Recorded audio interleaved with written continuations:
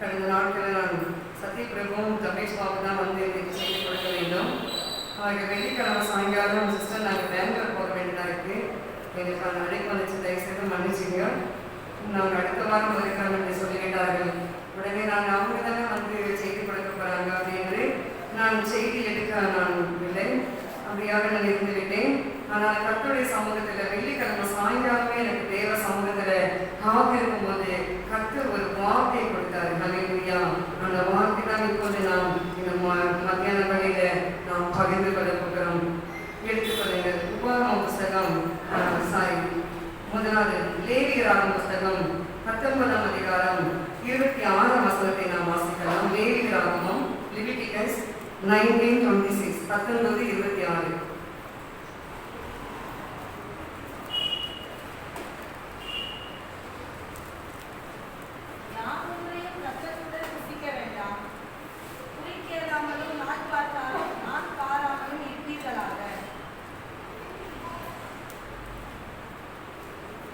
யாதொன்றையும் என்ன செய்யக்கூடாதோ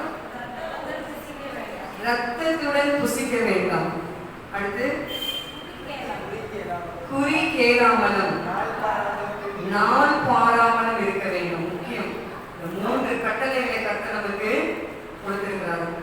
இன்றைக்கு கூடி வந்திருக்கிற கர்த்தருடைய பிள்ளைகள் வாழ்க்கையில இது போல நான் நினைச்சேன், இது என்ன இசப்பா இப்படிப்பட்ட ஒரு வார்த்தை கொடுத்தீங்க, இது எப்படி நான் தேவ செய்தியாக நான் மாற்றி எடுப்பது என்று சொல்லி நான் கர்த்தர் சமூகத்தில் காத்திருந்த பொழுது கர்த்தருடைய ஆவியான சொன்னாரு, இது வந்து கர்த்தருடைய கட்டளைகளை கை கொண்டு நடக்க வேண்டும். கர்த்தர் வந்து ஒரு கட்டளையா கொடுக்கிறார். நாள் பார்க்க கூடாது என்ற ஒரு கட்டளை, ஒரு 10 கட்டளை கொடுத்திருக்காரு மோசே மூலமாக. இதுவும் ஒரு அடிஷனலான ஒரு கட்டளை. அப்ப இந்த கட்டளை எதற்கு தருகிறார் சொன்னால், நாம் கர்த்தருடைய வார்த்தைகளை கை கொண்டு நடக்க வேண்டும், கட்டளைகளை கை கொண்டு நடக்க வேண்டும். அதற்காக தான் அப்ப சில பேர் சொல்லுகிறார்கள், தசம பாகம் பழைய பாட்டு காலத்துல மாத்திரம்தான், அது புதிய பாட்டு எங்க சொல்லப்படலை, அதனால நம்ம வந்து புதிய பாட்டு காலத்துல தசம பாகமெல்லாம் நம்ம கொடுக்க கூடாது அப்படி என்று சிலர் சொல்லி, என்கிட்ட ஒருத்தர் அப்படிதான் வாதத்துக்கு வந்தாரு. சிஸ்டர் எங்கேயாவது புதிய பாட்டுல தசம பாகத்தை பத்தி சொல்லியிருக்கா, அதனால பழைய பாட்டை மாத்திரம் தானே தசம பாகம் இருக்கு, நம்ம வந்து சபைக்கு தசம பாகம் என்ன செய்யக்கூடாது, கொடுக்க கூடாது அப்படின்னு சொல்லி நான் சொன்னேன். மத்திய சுவிசேஷத்தை வாசிக்கப்பட்ட நியாய பிரமாணத்தை அழிக்கிறதுக்காக இயேசு கிறிஸ்து வரல. நியாய பிரமாணத்தை வந்து அழிச்சிடணும், மோசே சொன்ன கட்டளைகள்லாம் அழிச்சிடணும் அப்படின்றதுக்காக இயேசு கிறிஸ்து வரல. எதற்காக வந்தாரு? 5ஆம் அதிகாரம் நினைக்கிறேன் மத்திய சுவிசேஷம், அதுல இருக்கிறது நியாய பிரமாணத்தை நிறைவேற்றுவதற்காக இயேசு கிறிஸ்து வந்தாரு. அப்ப இன்னைக்கு நம்ம கூட நினைக்கிறேன், பழைய பட்டதான சொல்லியிருக்காங்க, ரத்தத்தை நம்ம புசிக்க கூடாது, நாள் பார்க்க கூடாது, குறி சொல்லிக்கிட்ட போக கூடாதுன்னு, அது இது எப்படி புதிய பாட்டை பொருந்தும் அப்படின்னு ஒரு வேலை நமக்கு அப்படிப்பட்ட ஒரு கேள்வி இருக்கலாம். ஆனால கர்த்தருடைய ஆவியான சொல்லுகிறாரு, நியாய பிரமாணத்தை நிறைவேற்றுவதற்காக இயேசு வந்தார். அதனாலதான் இந்த கட்டளைகளை நாம் கை கொண்டு நடப்போம் என்று சொன்னால் நிச்சயமாகவே கர்த்தர் நம்மை இப்படிப்பட்ட சம்பவம், அதாவது வியாதி, பலவீனங்கள், பலவிதமான தோல்விகள், துன்பங்கள், துக்கங்கள், இப்படிப்பட்ட பாதைகளுக்கெல்லாம் விலக்கி நம்ம என்ன செய்வாராம், அவர் நம்மை பாதுகாப்பாராம். ஹல்லேலூயா. அப்ப ரத்தத்தோட எப்படி ரத்தத்தை நாம் புசிக்க கூடாது? சில பேர் ஆடு வெட்டுவார்கள். ஆடு வெட்டினால் நாங்க இந்துஸ்ல இருக்கும்போது நாங்க சாப்பிடுறோம். இங்க வந்து ஞானஸ்நானம் எடுக்கிறதுக்கு முன்னாடி ஐயோ வந்து பாவரிக்கை பண்ண சொல்லுவாரு. சொல்ல வச்சுட்டு முடிச்ச பிறகு சத்தமா ஆமைன்னு சொல்லுங்க அப்படின்வாரு. ரட்சிக்கப்பட்ட ஆர்வம் கூட இருக்காங்க, அம்பிகா சிஸ்டர் கூட இருக்காங்க, அவங்களுக்கு தெரியும். அப்ப சத்தமா நீங்க என்ன பண்ணுங்க, ஆமைன்னு சொல்லுங்க அப்படின்னாரு. அப்ப நான் என்ன பாவத்தை நம்ம பண்ணணும், என்ன பாவத்தை சொல்றது தெரியலேன்னு நான் மனசுலயே அப்படியே யோசித்தேன். அப்ப சரி, ஏதோ நம்ம பாவம் செஞ்சிருக்கணும் அந்த பாவத்தில். அப்ப அந்த அளவுக்கு எனக்கு வந்து வேறு அறிவு இல்லை, அந்த அளவுக்கு எனக்கு அந்த அளவுக்கு ஆமை கிடைக்கும் எனக்கு தெரியாது. அதனால சரி, ஏதோ நம்ம பாவம் செஞ்சுட்டோம், வயசா பாவம் செஞ்சிருக்கோம் அப்படின்ட்டு மன்னிப்பு கேட்டு நான் ஆமேன் அப்படி எல்லாரும் சொன்னாங்க, நானும் ஆமேன்னு சொல்லிட்டேன். ஏன்னா மற்ற பாவம் ஃபேமிலி எல்லாருமே இருக்காங்க என் கூட. அப்ப எல்லாரும் சொல்லும்போது நானும் என்ன பண்ண ஆமேன் அப்படின்னு சத்தமா சொல்லிட்டேன். அதுக்கு பிறகு நான் வேதத்தை வாசிக்கும் போதுதான் எனக்கு தெரிய வருது, ரத்தத்தை நாம் புசிக்க கூடாது. என்ன சொல்லிட்டேன், இப்போ ஆடு நாங்கள் வீட்டிலலாம் ஆடு வெட்டும் பொழுது ரத்தம் வாங்கிடுவாங்க வீட்டில். அது நம்ம நல்லா வந்து தாது உப்புகள் நல்லா வந்து கால்சியம் அந்த ரத்தத்துலலாம் நல்ல ஸ்ட்ரென்த் இல்லை, அதனால ரத்தத்தை வாங்கி சமைப்பாங்க. சமைச்சு நாம சாப்பிடுறோம். எனக்கு தெரியாது, எனக்கு வேதம்லாம் எனக்கு தெரியாது, இயேசுலாம் எனக்கு தெரியாது, சாப்பிடக்கூடாதுன்னு தெரியாது. அப்ப இங்க வேதத்தை நான் இந்த வேதியா புஸ்தகத்தை நான் வாசிக்கும் போதுதான், ஐயோ ஏசப்பா, நான் ஞானஸ்நானம் எடுக்கும் போது இந்த பாவத்தை நான் சொல்ல மறந்துட்டேனே, என்ன மன்னிச்சுடுங்கப்பா. நான் வீட்டில் இருக்கும்போது நான் என்ன பண்ணேன், நான் ரத்தத்தை சாப்பிட்டுக்கிறேனே, நான் ரத்தம் சாப்பிடக்கூடாதாச்சு அப்படின்னு சொல்லி நான் மன்னிப்பு கேட்டேன். அதுதான் வந்து பாருங்க, கட்டளைகளை நாம் கை கொள்ளுகிற ஒரு அனுபவம். அப்ப இன்றைக்கு கூட பாருங்க, ரத்தத்தை நாம் புசிக்க கூடாது. கிளீனா இங்க கருத்தை சொல்லியிருக்காரு. ஒருவேளை நம்மளே யாருக்காக அந்த பழக்கம் இருக்கும் என்று சொன்னால், இன்றோடு நம்ம என்ன செய்ய வேண்டும், அதை நிறுத்திக் கொள்ள வேண்டும். ஏனென்றால் ரத்தத்துல என்ன இருக்கிறது, உயிர் இருக்கிறது. என்ன சொல்றீங்க, ரத்தத்துல உயிர் ஆதியாகம புஸ்தகத்துல நான் வாசிக்கிறத புரியுது. அப்ப ரத்தத்துல உயிர் இருக்கிறபடினால அந்த ரத்தம் சம்பந்தப்பட்ட ரத்தத்தோட கடந்த மாம்சத்தை கூட நாம் என்ன செய்யக்கூடாதான், புசிக்க கூடாது. அதனாலதான் நம்ம கழுவிட்டு என்ன செய்யறோம், சுத்தம் பண்ணி மஞ்சள் தூளெல்லாம் போட்டு கழுவி அந்த பிளட் எல்லாம் இல்லாதபடி கிளீனா. நான் வந்து கறி மீன் கருவுன்னு வச்சுக்கலாம், துணி துவைக்கிற மாதிரி அலசிடுவேன். ஊத்தி ஊத்தி ஊத்தி எல்லாம் எடுத்து அலசி சுத்தம் பண்ணி ஒரு டிராப் கூட ரத்தம் இல்லாம பண்ணிடுவேன் நான். அப்படியாக இன்றைக்கு ரத்தத்தோடு கலக்கப்பட்டதான பொருட்களை நாம் புசிக்கிறது பெரிய ஒரு பாவம். இன்னைக்கு அநேகர் சொல்லுகிறார்கள். 2 மாதத்துக்கு முன்பு ஒரு பிரதர் வந்து, சிஸ்டர் பன்னிக்கறி சாப்பிடலாமா சாப்பிடக்கூடாது. நான் சொன்னேன், வேதத்தின் அடிப்படையில பன்னிக்கறி சாப்பிடுறது மகா பெரிய பாவம் அப்படின்னு. இல்லை சிஸ்டர், கேட்குறவங்க கிறிஸ்தவங்க தான். இல்லை சிஸ்டர், அது வந்து பயிற்சிக்கு நல்லதுன்னு சொல்றாங்க. எல்லாரும் நல்லதுன்னு சொல்லுவாங்க. பிராந்தி கூட வந்து டெலிவரி ஆன பிறகு பிராந்தி பிடிச்சா நல்லது, அதுக்காக பிராந்தி பிடிப்பீங்களா அப்படின்னு கேட்கலாம். என்ன சொன்னீங்க? அப்ப நம்ம வேதத்தின் அடிப்படையில் நாம் பார்க்கும் பொழுது அந்த மாம்சத்தை புசிக்கிறது பாவம். ஏனென்றால் லேவியராம் புஸ்தகத்துல கர்த்தர் வந்து நமக்கு சொல்லி இருக்கிறார், என்ன சாப்பிடணும், என்ன சாப்பிடக்கூடாது, எதை நம்ம எடுத்துக்கொள்ளணும், எதை எடுத்துக்கொள்ள கூடாது என்று நமக்கு தேவன் கட்டளையாக கொடுத்திருக்கிறார். அந்த கட்டளைகளை நாம் கை கொண்டு நடப்போம் என்று சொன்னால் நிச்சயமாகவே நமக்கு எகிப்திலிருந்து வர பண்ணின வியாதிகள் ஒன்று கூட நமக்கு வராது. இன்னைக்கு அநேகருக்கு பயிற்சி வருது என்று சொன்னால் அதுதான் காரணம் என்று நான் நினைக்கிறேன். என்ன சொல்றீங்க? அப்ப கர்த்தர் விளக்குறதெல்லாம் நாம் சாப்பிடக்கூடாது. கர்த்தர் நிறைய வச்சிருக்காரு, இதெல்லாம் சாப்பிடுங்க, இதை சாப்பிடுங்க, ஆடு சாப்பிடுங்க. இன்னைக்கு கூட சமீபத்துல பறவை காய்ச்சல் நிமித்தமாக நிறைய பேர் கோழி எல்லாம் சாப்பிடக்கூடாது, முட்டை சாப்பிடக்கூடாது, வாத்து சாப்பிடக்கூடாதுன்னு சொல்லி நியூஸ்ல எல்லாம் பார்க்கிறோம். அது ஒரு பொருள் இருந்தாலும் தேவன் வந்து சாப்பிட சொன்ன ஒரு பொருள் அது. அது ஒரு பொருள் இருக்கு. இப்போ நம்ம சீரோஷத்தின் நிமித்தமாக ஒருவேளை கொஞ்ச நாள் நம்ம என்ன செய்யக்கூடாது, சாப்பிடாம இருக்கலாம். ஆனா தேவன் வந்து நமக்கு ஒரு கட்டளை கொடுத்திருக்காரு, இன்னது சாப்பிடணும், இன்னது சாப்பிடக்கூடாது. அப்ப இன்றைக்கு நாம் எப்படிப்பட்ட இதுல இருக்கிறோம், கர்த்தருடைய கட்டளைகளை நாம் கை கொண்டு நடக்க வேண்டும். அதுதான் இங்க பாயிண்ட். அப்ப நான் கேட்டேன், இதெல்லாம் தெரிஞ்சுதானே ஏசப்பா, விசுவாசிகள் எல்லாம் வேதம் வாசிச்சிருக்காங்க, எல்லாருக்கும் தெரியும், நான் இது எப்படி எடுக்கிறது, எனக்கு ஒன்றும் புரியலையே அப்படின்னு சொல்லி நான் கேட்கும்போது ஆவியானவர் என்னோட இடைப்பட்டாரு. நீங்க வாசிங்க 119 சங்கீதம் 56 வசனத்தை வாசிங்க. 119:56.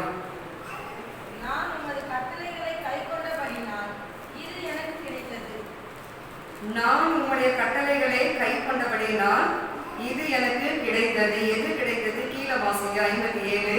கர்த்தாவே, நீரே என் பங்கு, நான் உமது வசனங்களை கைக்கொள்வேன் என்றேன்.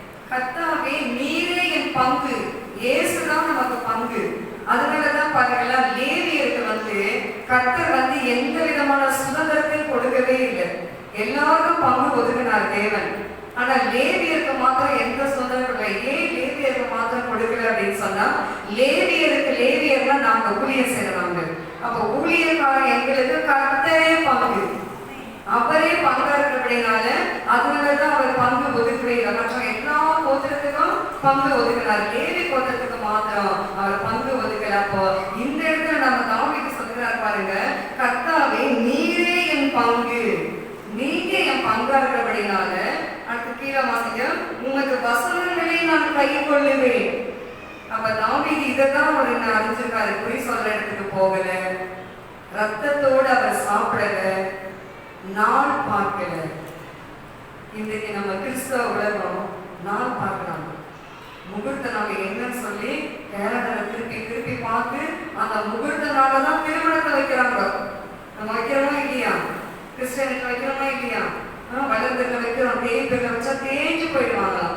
வளர்பில் வச்சா வளர்ந்துட்டு போவாங்க. அதெல்லாம் போய் இங்க வசனம் சொல்றது பாருங்க, குறி சொல்ற இடத்துக்கு போகக்கூடாது, நாள் பார்க்க கூடாது. அப்ப இன்றைக்கு நீங்க கேட்கிற கர்த்தருடைய பிள்ளைகளே, இனி உங்க வீட்டுல ஏதாவது ஒரு மங்களகரமான காரியம் நடக்கும் என்று சொன்னால் தயவு செய்து நாள் பார்க்காதீங்க. எல்லா நாளுமே நமக்கு நல்ல நாள் தான். ஞாயிற்றுக்கிழமை கர்த்தருடைய நாள். அந்த ஒரு நாளை மாத்திரம் தவிர்த்துட்டு மற்ற நாட்கள் எல்லாம் நீங்க என்ன செய்யுங்க, எந்த பங்கனாவது கொண்டாடுங்க, எந்த திருமணத்தையாவது நீங்க வைத்துக் கொள்ளுங்க, எந்த இதுவா இருக்கட்டும், எப்படிப்பட்ட விழாவா இருக்கட்டும், அதையெல்லாம் நம்ம என்ன செய்யலாம், பர்த்டே பார்ட்டியோ எதுவும் எல்லாம் செய்து கொள்ளலாம். ஆனா நாள் பார்க்கறது மாத்திரம் நம்ம இடத்துல என்ன செய்யக்கூடாது, இருக்கக்கூடாது. அதுதான் கர்த்தருடைய கட்டளைகளை கை கொண்டு நடக்கிற ஒரு அனுபவம். இன்னைக்கு நம்ம அது போல நடக்கிறோமா? நான் நினைச்சு பார்த்தேன், கர்த்தருடைய கட்டளை கை கொண்டு நம்ம நடக்கிறோமா? நம்ம நடக்கிறது இல்லையே. எப்படி இது ஆச்சரியமா இருக்குது, பயங்கரமா இருக்குது. இந்த மாதிரி எல்லாம் கர்த்தருடைய கட்டளை கை கொண்டு நடந்தால்தான் நாம் சீயோன் ஆகிய பரலோக ராஜ்யத்திற்கு நாம் கடந்து போக முடியும். இல்லைன்னா நம்ம போகவே முடியாது. அதனாலதான் பல 1,44,000 பேரை இல்லாம வேறு ஒருத்தரும் அங்க போக முடியாது என்று வெளிப்படுத்தின விசேஷத்தை நாம் வாசிக்கிறோம். நானும் ரட்சிக்கப்பட்டுட்டேன், நானும் ஞானஸ்தானம் எடுத்துட்டேன், நானும் ஆவின் அபிஷேகத்தை பெற்றுக்கொண்டேன், நானும் அந்நிய பாஷை பேசுறேன், நானும் பொய் சொல்றேன், நானும் குடி கேட்கிற இடத்துக்கு போறேன், நானும் என்ன செய்யறேன், ரத்தத்தை சாப்பிடுறேன், பஞ்சு கறியை சாப்பிடுறேன், அதை சாப்பிடுறேன், நத்தையை சாப்பிடுறேன், இதை சாப்பிடுறேன். இதெல்லாம் நம்ம சாப்பிடவே கூடாது.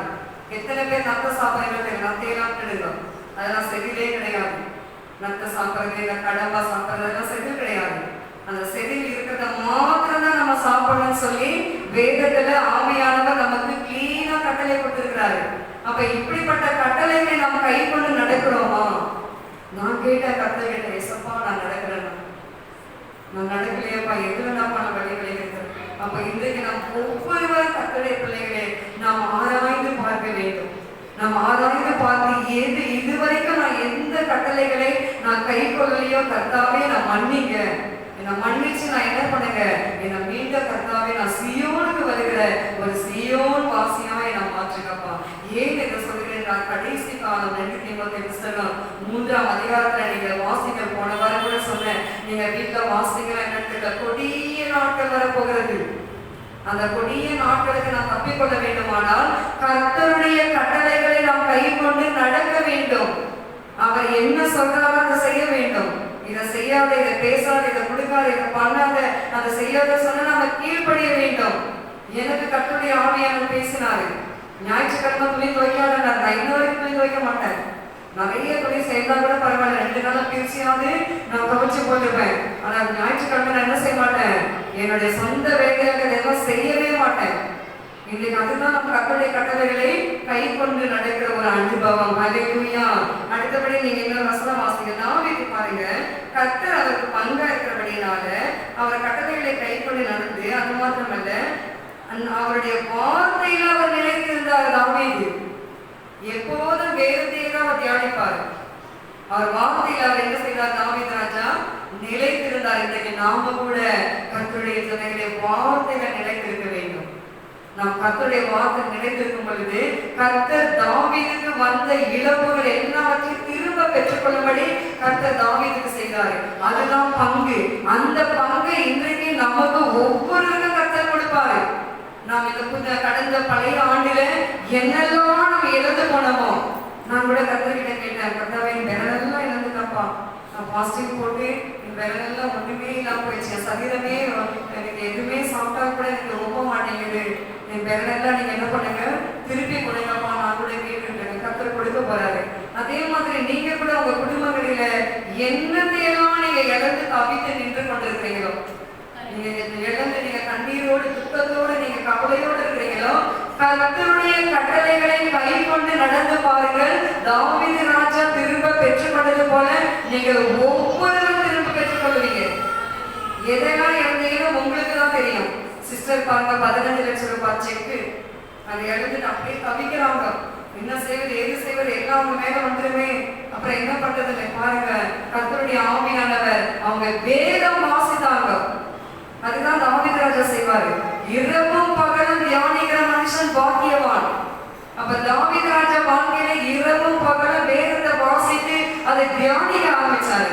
அதனாலதான் கர்த்தருடைய கட்டளைகளை கைக்கொண்டபடினால தாவீது ராஜாவுக்கு விரோதமாய் கர்ப்ப பிறப்பான மகனை எழுப்பின போது கூட கர்த்தர் அவனை இந்த உலகத்திலிருந்தே எடுத்து போட்டார். ஹல்லேலூயா. அப்சலோமை குறித்து உங்களுக்கு நன்றாக தெரியும். அப்சலோம் தாவீதுக்கு மகன். ஆனாலும் அப்சலோம் என்ன பண்ணிட்டாரு? அந்த அகித்தோப்பேலோட கூட சேர்ந்து கொண்டு ஆலோசனை பண்ணிக்கொண்டு தகப்பனுக்கு விரோதமாய் எழுப்பிட்டாரு. தகப்பனை அவர் கொண்டுட்டு நாம் அந்த பதவிக்கு வர வேண்டும் என்று சொல்லி. ஆனால கர்த்தர் பாருங்க, தாவீது அவர் கர்த்தருடைய கட்டளைகளை கை கொண்டு நடந்தபடியினால அவருக்கு விரோதமாய் வந்த சத்துருக்களை எல்லாம் கர்த்தர் நிர்மூலமாக்கினார். யாரு மறிக்கணும்னு அப்சலோம் நினைச்சாலும் அதே அப்சலோம் அந்த அப்சலோமுடைய முடியானது சுருள் சுருளா இருக்கும், நல்ல சுருட்ட முடி. அதனால அவர் அப்பாவை கொல்லணும்ன்ற வேகத்துல அவர் குதிரையில ஓடிக்கொண்டிருக்கும் பொழுது அப்ப போர் நடக்குது. போர் ஒரு பக்கம் நடந்து கொண்டிருக்கிறது. அப்ப வேகமாய் அவர் ஓடிக்கொண்டிருக்கும் போது பாருங்க, அந்த கருவாழி மரத்துல அவர் முடியானதை மாட்டிக்கொண்டு அப்படியே அந்த இடத்துல தொங்குறாரு. என்னை காப்பாத்துறதுக்கு யாரும் இல்லையே. கருவாழி மரம் நல்ல ஸ்ட்ராங் மரம். அந்த கருவாழி மரமானது முள்ளு நிறைந்த மரம். அந்த முள் நிறைந்த மரத்துல இவர் ஓடிக்கொண்டிருக்கும் போது அவருடைய சுருட்ட முடியல. இப்ப நான் போற முடியா இருந்தா அந்த முள்ளு மாட்டிக்கிட்டு அந்த வலிக்கிட்டு ஓடிடலாம். அதனாலதான் தேவன் அவருக்கு அப்படிப்பட்ட முடிவை கொடுத்திருக்காரு நான் நினைக்கிறேன். அந்த சுருட்ட முடியிருந்தபடினால்தான் அவர் நல்லா மாட்டிக்கிட்டாரு. மாட்டிக்கிட்டு உடனே பார்த்தாரு, தாவீதுடைய படையாட்கள் அடிச்சு நொறுக்கிட்டாங்க. அப்ப கர்த்தர் பாருங்க, தாவீது ராஜா கர்த்தருடைய கட்டளைகளை கை கொண்டபடினால அவருக்கு விரோதமாய் சொந்த மகனை எழுப்பின போது கர்த்தரே யுத்தம் செய்தாரு.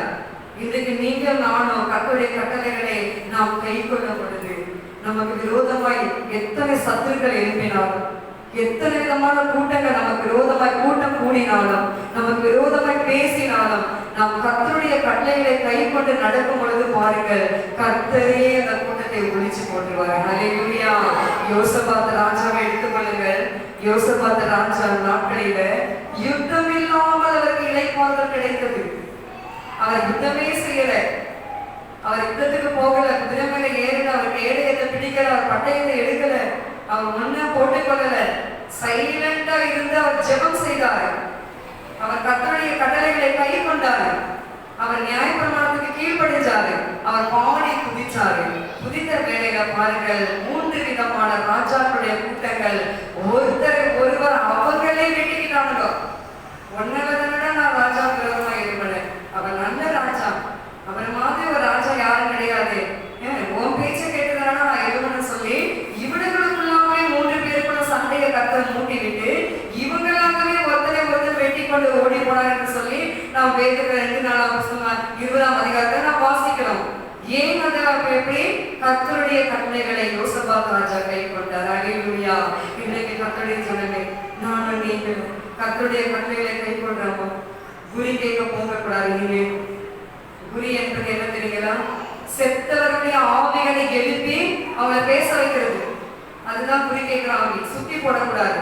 பிள்ளைங்க அழுகுது, பிள்ளைங்க சாப்பிடல, பிள்ளைங்க இருக்கிற சொல்லி சுத்தி போடுவாங்க. அதெல்லாம் யார் செய்வார்கள்? அதெல்லாம் இங்கிலீஷ் தான் செய்வாங்க. நம்ம செய்யக்கூடாது. ஒருவேளை பிள்ளைங்க யாருக்காவது இந்த பழக்கம் இருக்குமானா இன்றோட விட்டுடுங்க. அதுக்கப்புறம் ஒரே ஒரு கருப்பு மை எடுத்து இங்க வச்சுக்கிட்டா நமக்கு டிஸ்டி விழாது, அது விழாதுன்னு சில பிள்ளைகள் அப்படி வளர்ப்பாங்க. அதுவும் தவறுதான். அதெல்லாம் வேதத்துல இருக்கிறது. அதெல்லாம் நம்ம என்ன செய்யக்கூடாது, செய்யக்கூடாது. அப்படி நீங்க கர்த்தருடைய கட்டளைகளை ஒவ்வொன்றாக நீங்கள் கை கொண்டு நடந்து பாருங்க. உங்க வீட்டுல சத்துரு உட்புகுதல் இடவே இராது. உங்க வீட்டுல கடன் என்ற பிரச்சனை இரவே இராது. உங்க வீட்டுல வியாதி என்ற பிரச்சனை இரவே இராது. ஹல்லேலூயா. நான் சொல்லல, வசனம் சொல்லுகிறது. தாவீது அதெல்லாம் கடைபிடிச்சார். தாவீது ராஜா அவர் கொண்டு அந்த மாதிரி கடைபிடிக்கணும்னு அவசியம் கிடையாது. ஆனாலும் அவர் கர்த்தருடைய கட்டளைகளை கை கொண்டபடினால முழு இருதயத்தோடு கை கொண்டாரு. உங்களுடைய சாட்சிகள் எனக்கு எப்படி இருக்குது? 119 சங்கீதத்தை எங்க வீட்டுல மாறி மாறி வாசித்து பாருங்க, எவ்வளவு நல்லா இருக்குது. அடுத்து அவர் என்ன பண்ணாரு? வார்த்தையில நிலைத்த யோவான் சுவிசேஷம் 15ஆம் அதிகாரம் 1 நாம் 10 வரை நான் வாசித்தோம் இல்லையா? அதுல என்ன சொல்லப்பட்டிருக்கிறது? வார்த்தையில நிலைத்திருக்க வேண்டும். இன்றைக்கு நம்ம இயேசு, வார்த்தை என்றால் இயேசு. நாம் இயேசுவில் நாம் நிலைத்திருக்க நாம் கற்றுக்கொள்ள வேண்டும். நமக்கு ஒரு கஷ்டங்கள், நமக்கு ஒரு போராட்டங்கள், நமக்கு நெருக்கங்கள் வருது என்று சொன்னால் உடனே நாம் எங்கேயும் ஓடக்கூடாது, எங்கேயும் போகக்கூடாது. நாம் என்ன செய்ய வேண்டுமா? வார்த்தையாகிய இயேசுவில் நிலைத்திருக்க வேண்டும். அல்லேலூயா. நாம் அப்படி நிலைத்திருக்கும் பொழுது அப்படி கர்த்தர் நமக்கு எல்லா காரியங்களும் செய்வார். எனக்கு கூட கடந்த நாட்களில் நான் நியூ கட்டுற புஸ்தகத்துல வந்து காசெல்லாம் எடுத்து வச்சு ஒவ்வொரு மாசம் கட்டுவதற்கு அதை நான் சேர்த்து வைப்பேன். இப்போ 2 புஸ்தகத்துக்கு எடுத்து வச்சுட்டு அந்த டிராயர்ல வச்சுட்டேன். வச்சு அந்த டிராயர் மட்டும் நான் பூட்டிடுவேன். சாவி எனக்கு மாத்திரம் தான் தெரியும், கிறிஸ்மஸ் சிஸ்டம் மாத்திரம் தான் தெரியும், வேறு மற்றவங்களுக்கு யாருக்கும் நான் சின்ன பிள்ளைங்களாகவே தொற்ற போதுன்னு சொல்லி மூடி வச்சிருவேன். நான் இது வந்து பின் சைடு வந்து ஓட்டை இருக்கு போல, கேப் இருக்கு நினைக்கிறேன். நான் எடுக்கிற அவசரத்துல இப்படி நான் போட்டு அதை மூடி வைக்கிற அவசரத்துல இந்த 2 புக்கும் வந்து அந்த கீழே இருக்கிற டிராவர்ல விழுந்துருக்கு. எனக்கு அது தெரியல.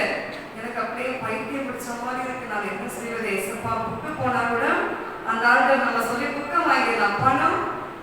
பணத்தை நம்ம எங்க போய் வாங்குறது? யார்கிட்ட போய் வாங்குறது? இல்லை, இந்த பணம் வாங்குறதுக்கு நம்ம கற்றுக்கிட்ட எவ்வளவு நம்ம போராடி இல்லை.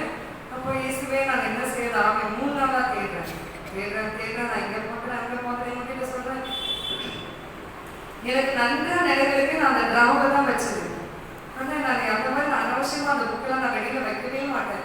அப்போ நான் என்ன பண்ண தெரியல, நான் தேடுறது. அப்போ கிறிஸ்மஸ் சொன்னாங்க, நீங்க தேடுறதை கொஞ்சம் நிறுத்திட்டு அப்படியே கொஞ்சம் நாள் சைலண்டா விட்டுருக்காரு. ஆனா எங்கெல்லாம் கிடைக்கும், நீங்க எங்கன்னா நீங்க மறந்துட்டீங்க, வச்சிருப்பீங்க, இருக்கும் அப்படின்னு. இல்லை, நான் இதெல்லாம் வச்சேன், எனக்கு புரியலையே சொல்லி சரி நான் அப்படியே விட்டுட்டு ஒரு நாள்லாம் அப்படியே உட்காந்துட்டேன். பைபிள் வாசிச்சோம் பண்ணிட்டு சைலண்டா அதை பத்தி நான் நினைக்கவே இல்லை. அதுக்கு பிறகு இந்த கீழே இருக்கிற டிராமல வந்து ஆண்டியோட புக்குங்கெல்லாம் வச்சிருக்கோம். அவங்க படிக்கிற புக்கு, ஆண்டி புக்கு ஒன்று எடுத்து நம்ம சும்மா இருக்கும்போது வாசிக்கலாம் அப்படின்னு சொல்லிட்டு அந்த டிராமா நான் திறக்கிறேன். திறக்கும் போது பார்த்தீங்கன்னா கரெக்டாக அந்த 2 புக்கு அதில் வந்து கிடக்கு. எனக்கு அப்படியே ரொம்ப சந்தோஷமா இருந்துச்சு. அதுதான் பாருங்க, ஆனால் தேவன் உண்மையாகவே நமக்கு ஏதாவது ஒரு பொருள் காணும், இல்லை நமக்கு வியாதி விளைவில வந்துச்சு சொன்னா நம்ம எங்கேயுமே போக வேண்டாம், நம்ம ஒன்றும் செய்ய வேண்டாம். நம்ம கர்த்தருடைய சமூகத்தில் அப்படியே நம்ம கொஞ்ச நேரத்துக்கு நமக்கு டென்ஷன் இருக்கும் தான், நாங்கள் இல்லைன்னு சொல்ல வரல. என்ன சொல்றீங்க? அந்த டென்ஷன் இருந்தாலும் நம்ம அப்படியே சைலண்டா விட்டுட்டு நம்ம கர்த்தருடைய சமூகத்துல அவருடைய வார்த்தை நீங்க வாசித்து நீங்க ஜெபித்து பாருங்க. கர்த்தர் நீங்க இழந்து போனதையெல்லாம் திரும்ப கொடுப்பாரு. ஹல்லேலூயா. அது போல நிறைய நான் சொல்ல வேண்டுமா, நிறைய இருக்கு. 1 2 எத்தனையோ காரியங்கள். அதே மாதிரி அந்த ஐயாவுடைய பீரோட கூட உள் டிராயருடைய சாவி ஒரு முறை ஐயா கிட்ட வெளியில போற அவசரத்துல எங்க கொடுத்துட்டு போயிட்டாரு. அப்ப பாப்பா வந்து சின்ன குழந்தை, சின்ன வண்டியில உட்கார வச்சுட்டு நான் சோறு ஓட்டிட்டு இருந்தேன். அந்த சாவியை வந்து அவ எடுத்துட்டு அந்த பாக்ஸ் மாதிரி இருக்கும் அந்த வண்டியில, அதுக்குள்ள போட்டிருக்கா போல இருக்கு. எனக்கு இது தெரியாது. ஒரு 4 நாளா நாங்க தேடுறோம், தேடி பார்த்து அந்த சாவியை காணவே காணல. அதுக்கப்புறம் நான் போய் ஞாபகம் வந்துச்சு, எப்படி நம்ம பாப்பாக்கு இங்க சாப்பாடு ஊட்டிட்டு இங்க தானே இருந்தோம், இதுலதான் விழுந்திருக்கும் அப்படின்னு சொல்லி அந்த பாக்ஸை நீக்கிட்டு பார்க்குற அந்த சாவி அதுலயே இருக்கு. அப்ப அது போல ஒவ்வொரு காரியங்களும் கர்த்தருடைய சமூகத்துல பாருங்க, நம்ம கர்த்தருடைய வார்த்தை கேட்டு வேதம் வாசித்து ஜெபித்து பாருங்க. நிச்சயமாக எத்தனை கோடி நம்ம இழந்தாலும் திரும்ப கர்த்தர் கொடுப்பாரு. இந்த ஃபேன்லாம் நம்ம போட்டிருக்கோம் பாருங்க சபையில, இந்த அவ்வளோ ஃபேனை வந்து ஒரே ஒரு அங்கிள் வாங்கி கொடுத்தாரு. ஏசி சர்ச்சுக்கு போறாங்க, அவங்க இன்னைக்கும் இருக்காங்க ஐயாவத்துல. இப்போமா என்கிட்ட பிரேயர்லாம் வருவாங்க, ஃபோனில் பண்ணிப்பாங்க, வீட்டுக்கு வருவாங்க, என்னையும் அவங்க கூப்பிடுவாங்க. அவர் வந்து பேங்க், டிஎன்எஸ்சி பேங்க்ல பெரிய மேனேஜர்.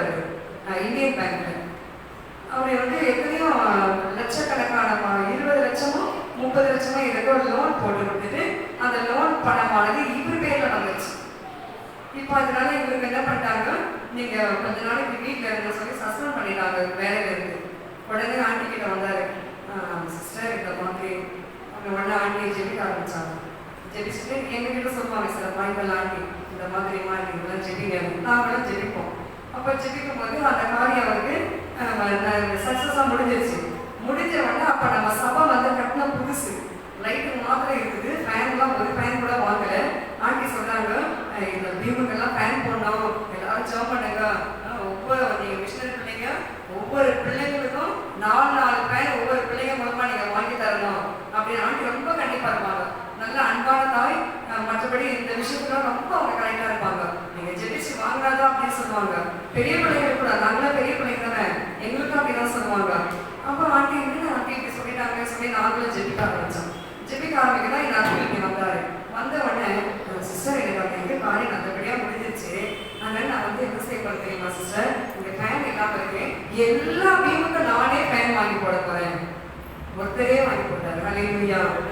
ஏன்னா பாருங்க, ஒரு கர்த்தருடைய கட்டளைகளை கை கொண்டாரு. அவன் ஆண்டிகிட்ட தீர்க்க தரிசனம் வர இருக்கின்றதால அவன் ஆண்டிகிட்ட ஜெபிக்க வருவாரு. அப்ப ஜெபிக்க வரும்போது கர்த்தர் பேசணும்னா அவருக்கு நன்மை கிடைச்சது. நன்மை கிடைச்சதுன்னா நான் சொல்றது 2000க்கு முன்னாடி நினைக்கிறேன். இந்த சபை 2000க்கு முன்னாடி கட்டணும். 98 99 எனக்கு சரியா தெரியல. அப்ப நடந்த விஷயம் இது. அப்ப எல்லா பயனையும் அவரே வாங்கி போட்டாரு. தலைவர் இன்னைக்கு அவங்க இருக்காங்க கர்த்தருடைய கிருபையில. அவங்க மகள் கூட அமெரிக்கால இருக்காங்க. திருமணம் ஆகி பிள்ளை இல்லாம இருந்துச்சு. பாப்பா சின்ன வயசு, அப்போ குழந்தையா இருந்தா அங்க மகளை கொண்டு வந்தாங்க. அமெரிக்கால இருந்து கொண்டு வந்து ஜெபிக்க வந்தாங்க. அப்ப பார்த்துட்டு சிஸ்டர் நாங்க இந்த குழந்தை போட்டவனை எடுத்துட்டு பார்த்தோமா, தாராளமா எடுத்துக்கலாங்க, எதுக்கு எடுத்துக்கு, என் மகளுக்கு குழந்தையே இல்லை, அதனால இந்த போட்டோ நான் எடுத்துட்டு போறேன், இது மாதிரி என் மகளுக்கு ஒரு குழந்தை பிறக்கணும்னு சொல்லி அப்ப நாங்க நீங்களும் உங்க ஜபத்துல ஜெபிச்சுக்க. உடனே நாங்க ஜெபிக்க ஆரம்பிச்சோம். அப்புறம் பாத்தீங்கன்னா ஒரு வருஷத்துக்குள்ள எங்களுக்கு போன் பண்ணி சொன்னாங்க, நாங்க கேட்டது மாதிரி ஒரு அழகான பெண் குழந்தை எங்க பொண்ணுக்கு பிறந்துச்சு அப்படின்னா. அது போல பாருங்க, கர்த்தருடைய கட்டளைகளை கை கொண்டு நிறைய சாட்சியம் சொல்லிட்டே பண்ண போயிட்டு இருக்கோம். இவங்க கை கொண்டு நடக்கும் பொழுது தேவன் நிச்சயமாக நம்முடைய வாழ்க்கையில கூட ஒரு அதிசயங்களை நடத்துவார்.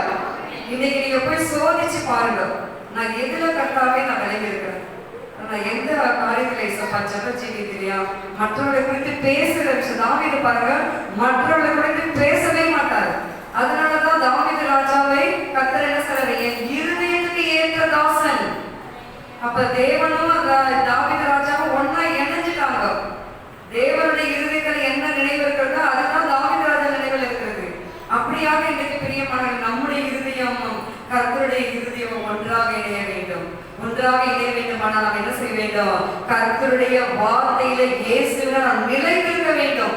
எத்தனை கஷ்டங்கள் வரட்டும், எத்தனை போராட்டங்கள் வரட்டும், எத்தனை பிரச்சனைகள் வரட்டும். எனக்கு எத்தனை பிரச்சனை வச்சுக்கிறீங்களா, ஐயா இறந்து பிறகு எவ்வளவோ பேசுவாங்க, எவ்வளவோ சொன்னாங்க, எத்தனையோ கலகம், எத்தனையோ பண்ணாங்க, என்னமோ தூத்துனாங்க, என்னென்னமோ பண்ணாங்க, சபையை நடத்த விடாதபடி பண்ணாங்க, என்னென்ன சூழ்ச்சி பண்ணணுமோ அவ்வளத்தையும் பண்ணாங்க. ஒன்னும் நான் பேசல.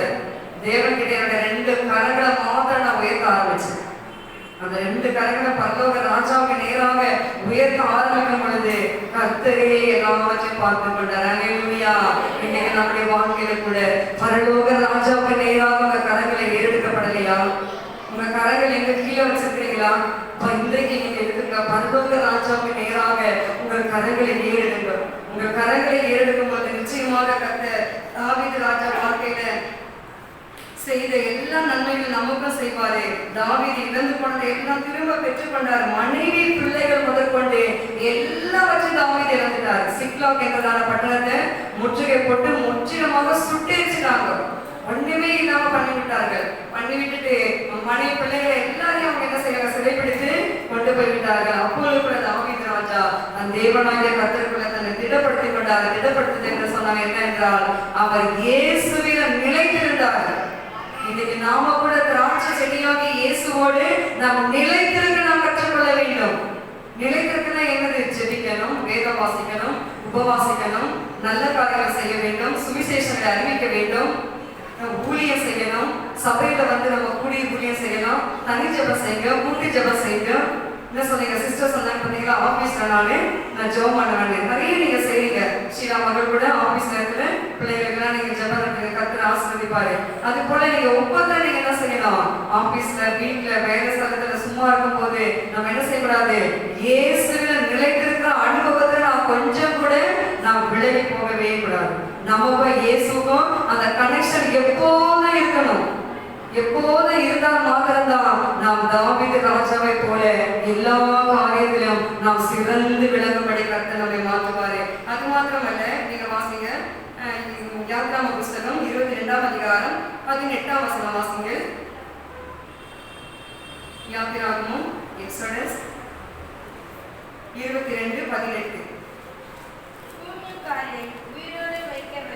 சூனியக்காரை என்ன செய்யக்கூடாது, உயிரோட வைக்கக்கூடாது. அதனாலதான் நம்ம மந்திரக்காரங்களுக்கெல்லாம் ஜெபிக்கிறோம். அதனால நம்ம மந்திரக்காரங்களாம் சாகடிக்கணும் நம்ம கேட்கல. என்ன சொல்லிக்கிறோம், அப்ப இங்க சூனியக்காரை என்ன செய்யணுமா, உயிரோட வைக்காதீங்க. அவங்க உயிரோட இருந்தாதானே சூரிய மண்டலத்துக்கு போவாங்க. என்ன சொன்னீங்க? அப்ப நம்ம மந்திரவாதிகளுக்கு சூனியம் செய்யறதுக்கெல்லாம் நீங்க என்ன செய்ய வேண்டாம்? ஜெபிக்க வேண்டும். சில பேர் மனம் திரும்புறாங்க, சில பேர் மனம் திரும்பாத பட்சத்துல அந்த ஸ்பாட்லயே கர்த்தர் அவனை எடுத்துறாரு. அநேக மந்திரவாதிகள் மனம் திரும்பி இன்றைக்கு வேதத்தை எடுத்துக்கொண்டு சுவிசேஷகராக விளங்கி கொண்டிருக்கிறார்கள். பெங்களூர் பட்டணத்துல தொட்டனா என்றதான மந்திரவாதி, இங்கே சமீபத்துல மயிலாப்பூர்ல ஆறுமுகம் என்றதான ஒரு மந்திரவாதி, அவங்க மனைவிக்கு மந்திரம் செய்ய போயிட்டாரு தெரியுமா? அவங்க மனைவி வந்து ஜெபிக்கிற ஒரு சகோதரி, அவங்க மனைவிக்கு மந்திரம் போக நேரத்துலதான் அவங்க குடும்பத்துல இன்னொருத்தருக்கு சொத்து அபகரிக்கணும்னு சொல்லி மந்திரம் செய்ய போகதான் அவர் ரட்சிக்கப்பட்டார். ஒரு அடி ஷாப் அடிச்சு அவர் தூக்கி வீசி போட்டாரு. அந்த அசுத்த ஆவியானது அந்த மந்திரவாதி அடிச்சிருச்சு. மந்திரவாதிங்க வந்து அசுத்த ஆவிகளெல்லாம் எழுப்பிடுவானுங்க. சுடுகாட்டை போயிட்டு செத்து போன ஆவிகளெல்லாம் எழுப்பி பொம்மையை செஞ்சு குட்டி சாத்தனை செஞ்சு வரவழைச்சு இந்த குடும்பத்துக்கு இன்னொன்னு என்ன செய்யணும்னு சொல்லி அவங்க ஏவி அனுப்புவாங்க. அப்படி அனுப்பும் போது அந்த ஆறுமுகம் என்றதான ஒரு மந்திரவாதி ஒரு குடும்பத்துக்கு மந்திரம் செய்யும் போதுதான் பாருங்க அந்த அசுத்த ஆவி அந்த ஜன்னலாண்டே நிக்குது. ஏன்னா அந்த மந்திரம் செய்யணுன்ற குடும்பம் வந்து கிறிஸ்தவ குடும்பம். அவங்க என்ன பண்றாங்க? குடும்ப ஜெபத்தை நடத்துறாங்க. அப்ப குடும்ப ஜெபம் பண்ணிட்டு இருக்கும் போது இப்போ நடந்துச்சு ஒரு ரீசெண்டா ஒரு 4 years இருக்கும்னு நினைக்கிறேன். இதே மயிலாப்பூர் பகுதியில் தான் இன்னைக்கு அவர் இருக்காரு. அப்ப அவர் நாம இருக்கும்போது அந்த ஜன்னல் கிட்டேயே அந்த அசுத்த அமைப்பு நின்று நிக்குதே ஒழிய ஜன்னலுக்கு உள்ள போக மாட்டேங்குது. அப்ப இவர் கேட்கிறாரு, ஏன் ஆவியே ஏன் போக மாட்டேங்கிற, எதுக்காக போக மாட்டேங்கிற? அப்ப அந்த ஆவி சொல்லுது, அங்க வந்து ஜெபிக்கிறாங்க. என்ன ஜெபம்? பெரிய கிறிஸ்தவங்க எல்லாம் அப்படிதான் கொஞ்ச நேரத்துக்கு வந்து சர்ச்சுக்கு போறாங்க பாருங்க, அந்த நேரத்துக்கு மாத்திரம் தான் ஜெபிப்பாங்க. அந்த சர்ச்சில் இருக்கும்போது மாத்திரம் தான் பரிசுத்தம், மற்றவங்களாம் பரிசுத்தம் கிடையாது. நீ போன்னு சொல்லி திரும்ப திரும்ப அந்த ஆவி என்ன செய்யறான்? அனுப்பிக்கிட்டே இருக்கிறான். அனுப்ப இந்த ஆவி என்ன பண்ணுச்சு? டக்குன்னு அந்த மந்திரவாதி வந்து அடிச்சு அவன் கை கால் எல்லாம் செயலிழந்து அவன் ஊமையாயிட்டு பைத்தியமாய் மாறிட்டான். பைத்தியமா மாறிட்டே எந்த ஏரியாவது அந்த இவங்கெல்லாம் இருக்காங்க பாருங்க, சோக்கார்பேட்டை. அந்த சோக்கார்பேட்டை ஏரியாவில் அதே ரோட்ல பிச்சைக்காரன் போல அவர் திரிய ஆரம்பிச்சார். எந்த குடும்பத்துக்கு மந்திரம் செஞ்சு எடுக்கணும்னு நினைச்சாரோ அவங்க ஜெபகரானது அந்த மந்திரம் அந்த அசுத்த ஆவியானது மந்திரவாதியை அடிச்சிருச்சு. அதுக்கு பிறகு அவங்க மனைவி போயிட்டு சபைக்கு தேடி ஜெபம் பண்ணி அவருக்கு நல்லாயிட்டு யாராவது ரியாக்ஷன் கொடுத்து அவர் குணமாகி இன்றைக்கும் அந்த மந்திரவாதி உயிரோட கர்த்தருடைய சுவிசேஷத்தை அறிவித்துக் கொண்டிருக்கிறாரு. அப்போ இன்றைக்கு நாம இந்த நியாயப்பிரமாணத்தை அழிக்கிறதுக்காக இயேசு வரல, நிறைவேற்றுறதுக்காக இயேசு வந்திருக்கிறாரு. அப்ப இந்த சூனியக்காரை உயிரோட வைக்கக்கூட நம்ம கொலை செய்யக்கூடாது, நம்ம அவங்களோட சாகணும் சொல்லி ஜெபிக்க கூடாது. என்ன சொல்றீங்க? அப்ப அவங்களுக்காக நம்ம ரட்சிப்புக்காக ஜெபிக்கும் பொழுது தேவன் சூனியக்காரர்கள் எல்லாம் கர்த்தர் மாற்றுவார், மந்திரவாதிகள் எல்லாம் கர்த்தர் மாற்றுவாரு. அஞ்சனா பார்த்து குறி மேல வைக்கிறது, அதை பண்றது, இதை பண்றது, இவங்க எல்லாம் சொல்லி நான் அப்படிதான் ஜெபம் பண்ணுவேன். குறி கேட்கிற கர்த்தாவே அவங்க எல்லாம் ரட்சிக்கப்பா, மந்திரவாதி எல்லாம் ரட்சிக்கப்பா, மணியாட்டைக்காரெல்லாம் ரட்சிக்கப்பா, இவங்க எல்லாம் ரட்சித்தீங்கன்னா எவ்வளவு சுவிசேஷம் அவங்க மூலமாக எல்லாம் பயங்கரமாக பாருங்கப்பா அப்படின்னு சொல்லி நான் ஜெபிப்பேன். பாருங்க கர்த்தருடைய கிருபையில அநேக மந்திரவாதிகள் ரட்சிக்கப்பட்டிருக்கிறார்கள். இன்றைக்கு கூட நீங்கள் சூனியக்காரி வீட்டுல யாரும் போகக்கூடாது. ஒருவேளை உங்களுக்கு மற்றவங்களுக்கு விரோதம் பாரு அப்படின்னு சொன்னா சூனியம் பண்ணி நான் எடுக்கிறப்பா, மந்திரம் பண்ணி எடுக்கிறப்பா சவால் விடுவாங்க. ஒன்னும் பயப்படாதீங்க. இந்த பௌர்ணமி வரை அமாவாசை நினைக்கிற செவ்வாய்க்கிழமை 12ஆம் தேதி, அதனால ஒன்னும் பயப்படாதீங்க. உங்க குடும்பங்களுக்கு அனுப்புற அசுத்த ஆவியை என்ன ஆவியோ எதுவாக எல்லாம் கர்த்தர் தவிடுபடி ஆக்குவாரு. சூனியக்காரன் அனுப்பாருன்னா அவங்களுக்கே கர்த்தர் மாற்றிடுவாரு.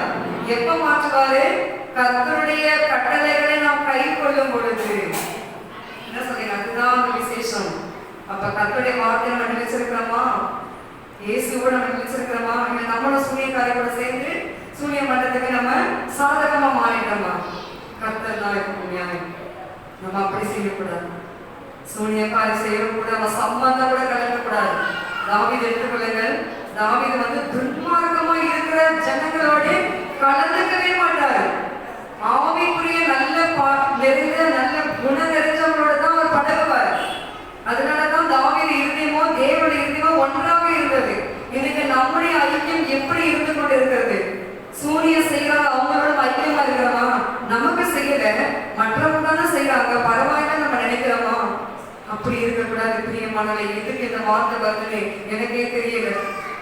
ஆவியானவர் பேசிக் கொண்டிருக்கிறார். சூனியக்காரர்களோடு நாம் சம்பந்தம் வைத்துக் கொள்ளக்கூடாது.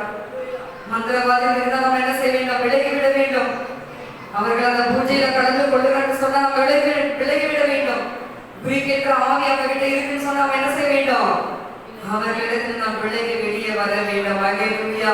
1 பேதுரு புத்தகம் 2ஆம் அதிகாரம் 9ஆம் வசனத்தை வாசித்து பாருங்கள். கர்த்தர் நமக்கு எப்படியாக ஒரு ஆசீர்வாதத்தை கொடுக்கிறார். 1 பேதுரு 2ஆம் அதிகாரம் 9ஆம் வசனம்.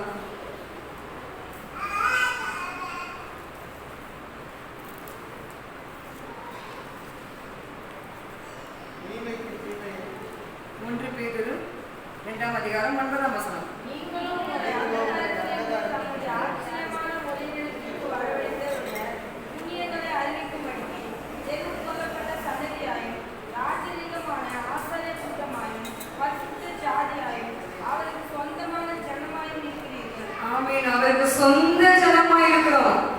நாம் கர்த்தருடைய ஜனம். நாம் எப்படிப்பட்ட ஜனம்? கர்த்தருக்கு சொந்த ஜனம். சொந்தக்காரங்க நம்ம சொல்றாங்க, எங்க வீட்டுக்கு சொந்தக்காரங்க வராங்க. அதே மாதிரி தேவன் கூட நமக்கு சொந்த ஜனமாய் நம்ம தெரிந்து வைத்திருக்கிறாரு. பரிசுத்த ஜாதியா நம்ம தெரிந்து வைத்திருக்கிறாரு. அந்த பரிசுத்த ஜாதி, அந்த சொந்த ஜாதி நாம் கர்த்தருடைய கட்டளைகளை கை கொள்ளாமல் பரிசுத்த குலைச்சலாக்குவோம் என்று சொன்னார் நிச்சயமாக நமக்கு ஆசீர்வாதம் வரவே வராது. கர்த்தருடைய வார்த்தை நாம் கை கொண்டு நடக்க வேண்டும். அது மாத்திரமல்ல, இன்னொரு வசனத்தை வாசிங்கள்.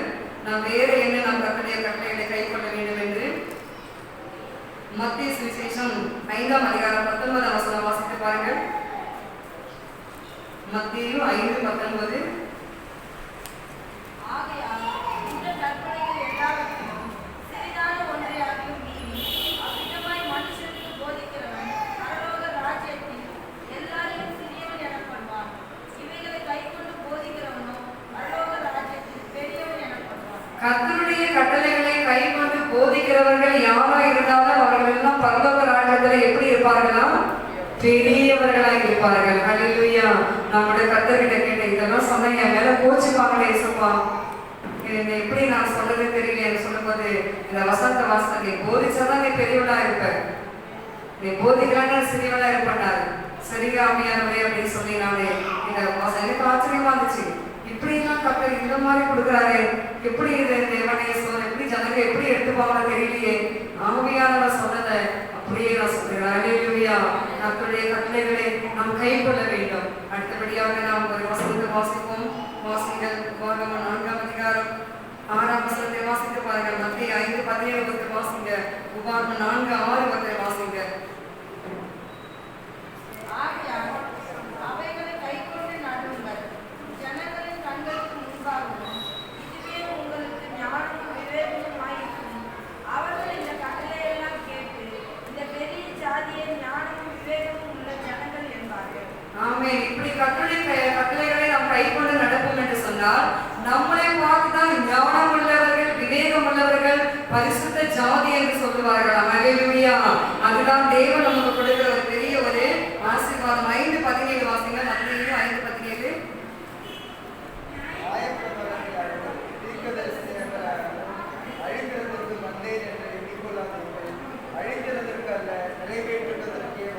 ஆமென். அழிக்கிறதுக்கல்ல, நியாயப்பிரமாணத்தை கர்த்தர் நேசிக்கிறாரு தேவன் இயேசு கிறிஸ்து. அவர் அழிக்கிறதுக்காக வரவில்லை, அதை நிறைவேற்றுவதற்காக வருகிறாரு. யாராவது அவங்க கிட்ட நீங்க தசமமாக என்ன கேட்டா மாதிரி உங்களை யாராவது கேட்டா கூட நீங்க சொல்லுங்க, இந்த வசனத்தை எடுத்து காட்டுங்க. 5:17 பாருங்க. நியாயப்பிரமாணம் பழைய ஏற்பாடு பிளஸ் புதிய ஏற்பாடு சேர்ந்துதான் முழு பைபிள். அப்ப இதுல இருக்கு அதுல இருக்கு அப்படி இப்படி எல்லாம் நம்ம கேட்டாங்கன்னா நம்ம புரட்டி பேசுகிற ஒரு காலங்கள் வரும். வேதத்தை புரட்டி பேசுகிற ஒரு காலங்கள் வரும். நம்மளே வந்து அப்படி இது பண்ணி விட்டுருவாங்க, நம்ம பிரெயின் வாஷ் பண்ணிடுவாங்க. இப்படி அப்படின்னு அப்படியெல்லாம் சொல்லும் போது நம்ம அதுக்காக தான் வேதத்தை நிறைய வாசிங்கன்னு சொல்றது. நம்ம நிறைய வேதம் வாசிக்கும் பொழுது இப்படிப்பட்ட ஆட்கள் நம்ம இடத்துல மாட்டுவார்கள்னா நீங்க தைரியமா அவருக்கு சொல்லலாம். இங்க பாருங்க இங்க சொல்லியிருக்கேன். அப்ப அந்த கேட்ட பிரதர் வந்து ஒரு பட்டிமன்றத்துக்கு அவர் கூப்பிட்டுருக்காங்க. அதனால என்கிட்ட அவரு சந்தேகத்தை தெரிஞ்சுக்கிறதுக்காக கேட்டிருக்காரு. சிஸ்டர், நான் என்ன தப்பா எடுத்துக்காதீங்க, சிஎஸ்ஐ அவரு பட்டிமன்றத்துக்கு நான் பேச கூப்பிட்டதால நான் அதுக்காக நான் கேட்டேன். அப்ப நான் சொன்னேன், இந்த வசனத்தை நீங்க வச்சுக்க பிரதர், இதை நீங்க வச்சுட்டு பண்ண எல்லாம் தேவனே அங்க சொல்லியிருக்காரு தசமமாக. அப்படின்னா நமக்கு இயேசு கிறிஸ்து வந்து வரி கட்டார் தானே, வரி கொடுத்துருக்காரு, எல்லாம் போட்டிருக்காரு. அந்த ஏழை விதவை வந்து 2 காசு காணிக்கப்படும்போது அவர் என்ன பண்ணாரு, அவர் உற்சாகப்படுத்தினாரு. அப்படின்னா இயேசு கிறிஸ்து சொல்லியிருக்கலாம், ஏமா பழைய பாட்டில் நம்ம காணிக்க தசம பாகம், புதிய பாட்டில் இல்லைம்மா நம்ம சொல்லியிருக்கலாம். ஆனா அந்த இடத்துல பாருங்க, லூக்கா இப்படிப்பட்ட வசனங்கள்லாம் நீங்க வாசித்து ஒரு டைரியில் நீங்க எழுதி வச்சுக்கோங்க. இப்படிப்பட்ட ஆசாமிகள் நம்முடைய வாழ்க்கையில நமக்கு கிடைப்பாங்க. கிடைச்சு நம்ம என்ன செய்வாங்க, பிரெயின் வாஷ் பண்ணுவாங்க. அப்படிப்பட்ட மக்களுக்கு நம்ம என்ன செய்ய வேண்டும், இந்த வார்த்தைகள்லாம் நம்ம சொல்லலாம். அல்லேலூயா. இன்னொரு சொன்னார் இயேசு கிறிஸ்து வறுமை கடை படிச்சார் தெரியுமா சிஸ்டர்? நான் சொன்ன வறுமை கிடையாது, மண்ணா கிடைக்காது, போயிட்டு வாங்க. மகிமை தேவனை மாத்திரம் குறை சொன்னா எனக்கு பிடிக்கவே பிடிக்காது. என்ன சொன்னீங்க? நம்ம தேவன் மகத்துவம் நிறைந்தவர், அவர் மகிமை நிறைந்தவர், அவர் ஒருவரும் சேரக்கூடாத ஒளியில் வாசம் செய்கிறவர். அல்லேலூயா. அப்படிப்பட்ட தேவனை ஒருவராக மட்டுப்படுத்தி பேசுவார்கள். அவர்களோட நம்ம பேசுறதை நம்ம என்ன செய்ய வேண்டும், நிறுத்தி விட வேண்டும். அல்லேலூயா. அப்ப வறுமைகள்லாம் இன்னைக்கு பாயிண்ட்ல பிடிச்சா இயேசு கிறிஸ்து நம்ம குணமாக்குறாரு. என்ன சொல்றீங்க? வறுமைகள்லாம் என்னது, பாயிண்ட்ல பிடிச்சு அவங்க குணமாக்குறாங்க. அப்படியே நம்ம தேவன் செய்தார் வார்த்தையை கொண்டு. திமிர்வாதக்காரங்க இப்படிலாம் வரும் கடைசி காலங்களில, நம்ம வேதத்தை புரட்டுவார்கள். அப்படி இருக்கிற பட்சத்தில் நீங்க இவங்களுக்குன்னா இப்படிப்பட்ட வார்த்தையை நீங்க எடுத்து சொல்லலாம். அப்ப பாருங்க, திமிர்வாதக்காரன் எடுத்துக்கோங்க. நான் சொன்ன திமிர்வாதக்காரன் எடுத்துக்கிறது, கட்டில் அந்த கூரையை பிச்சுக்கிட்டு கட்டில் வழியா அப்படியே இறக்குறாங்க. தேவன் செஞ்சார் இயேசு கிறிஸ்து வார்த்தை கொண்டு தானே அவர் ஜெபிச்சாரு. நீ எதுக்கு ஒரு படுக்கை எடுத்துக்கொண்டு நட எங்கேயாவது போயிட்டு பாயிண்ட பார்த்து கண்டுபிடிச்சு அதை பிரஸ் பண்ணாருங்களா? எங்க இருக்கிற வறுமை கிடையாது இது பண்ணாரு இல்லை. அப்படியாக ஒரு கொடிய பாடங்கள் இன்றைக்கு வந்து கொண்டிருக்கிறது பிரியமானது. அதுக்காக தான் நான் சொல்லுகிறேன், வேதத்தை நன்றா வாசிங்க. வாசிக்கிறத மாத்திரமல்ல, கை கொள்ள வேண்டும், அதன்படி நாம் நடக்க வேண்டும். அப்ப அப்படி நடந்தால்தான் நமக்கு இப்படிப்பட்ட ஆசீர்வாதங்களை கர்த்தர் கொடுப்பாரு. வாசிகள் 5ஆம் அதிகாரம் 12ஆம் வசனம், உபாகமம் 5:12 வாசிப்பார்கள். உபாகமம் 5:12.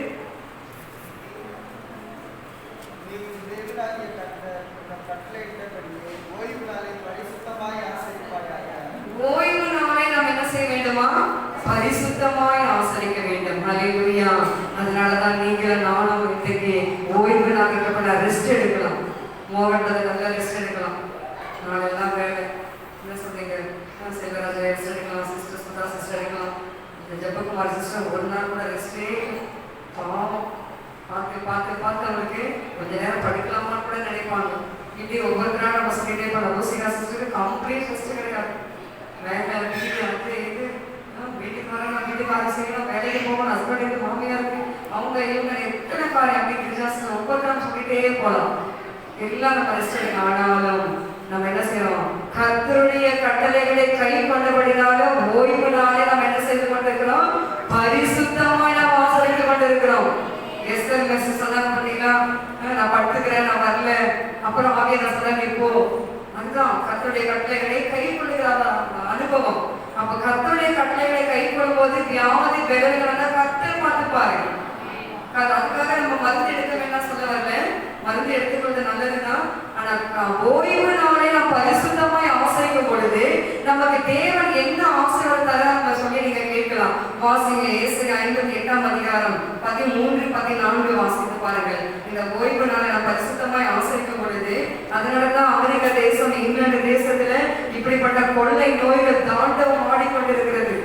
நம்ம இந்தியாவில பார்த்தீங்கன்னா மரணம் கம்மி தானே, கொள்ளைகளை தாக்குதல் கம்மி தானே. ஏன்? நம்ம இந்தியாவில் அதிகமாய் ஜெபிக்கிற கட்டளை பிள்ளைகள் இருக்கிறார்கள், ஓய்வு நாளை ஆசிரியக்கிற கட்டளை பிள்ளைகள் இருக்கிறார்கள். அதனாலதான் இந்தியாவை கர்த்தர் பாதுகாக்கிறார். அல்லேலூயா. இன்னமும் கர்த்தர் பாதுகாக்க போறாரு. வாசிங்க 58ஆம் அதிகாரம் 13, 14. பரிசுத்த நாளாகிய ஓய்வு நாளிலே உனக்கு இஷ்டமானதை செய்யாதபடி உன் காலை விலக்கி உன் வழியின்படி நடவாமலும் உனக்கு இஷ்டமானதை செய்யாமலும் உன் சொந்த பேச்சை பேசாமல் இருந்து ஓய்வு நாளை மனமகிழ்ச்சி நாள் என்றும் கர்த்தருடைய பரிசுத்த நாள் என்றும் சொல்லி அதை மகிமையாக இருப்பாயானால் அப்போது கர்த்தரின் மனமகிழ்ச்சியாக இருப்பார். நீங்கள் மார்க் பண்ணி வைத்துக் கொள்ளுங்கள். ஏசாயா 58:13. என் பரிசுத்த நாளாகிய ஓய்வு நாளிலே உனக்கு இஷ்டமானதை செய்யாதபடி உன் காலை விலக்கு. அப்ப இன்னைக்கு நம்ம காலை விலக்கி கர்த்தருடைய சமூகத்துக்கு வந்திருக்கிறோம். கர்த்தருடைய சமூகத்துக்கு வந்த பிள்ளைகளுக்கு கீழே வாசிக்க பாருங்க. உன் தகப்பனாகிய யாக்கோபுடைய சுதந்திரத்தால் உன்னை போஷிப்பேன். அப்ப கர்த்தர் நம்முடைய தகப்பனாகிய யாக்கோபு 2 பரிவாரத்துடைய ஆசீர்வாதங்கள்.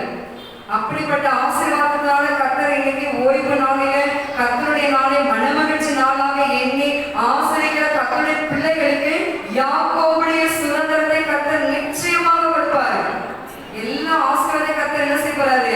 கூட்டி கொடுப்பாரு. ஏனென்றால் கர்த்தருடைய கட்டளைகளை நாம் கை கொண்டு நடந்திருக்கிறோம். அல்லேலூயா.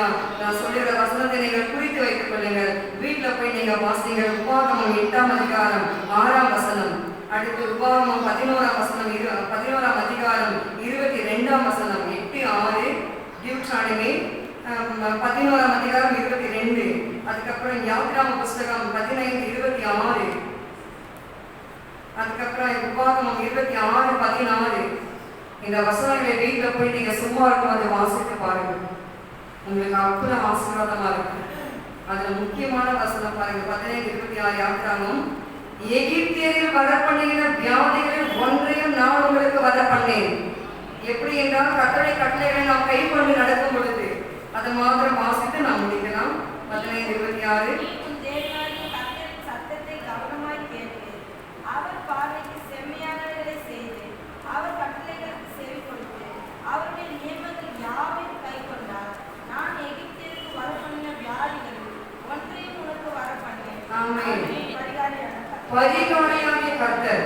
இன்றைக்கு நமக்கு தேவன் பரிகாரியா இருக்க வேண்டுமானால் மேலே இருக்கிற காரியங்கள் அப்பொழுது நாம் கடைபிடிக்க வேண்டும், நாம் கை கொள்ள வேண்டும். நாம் அப்படி நடக்கும் பொழுது நிச்சயமாக ஒவ்வொருவருக்கும் கர்த்தர் எப்படி இருப்பாரு? பரிகாரியா இருப்பார். அல்லேலூயா. நம் கண்களை மூடி நாம் ஜெபிக்கலாம். அல்லேலூயா, அல்லேலூயா, அல்லேலூயா.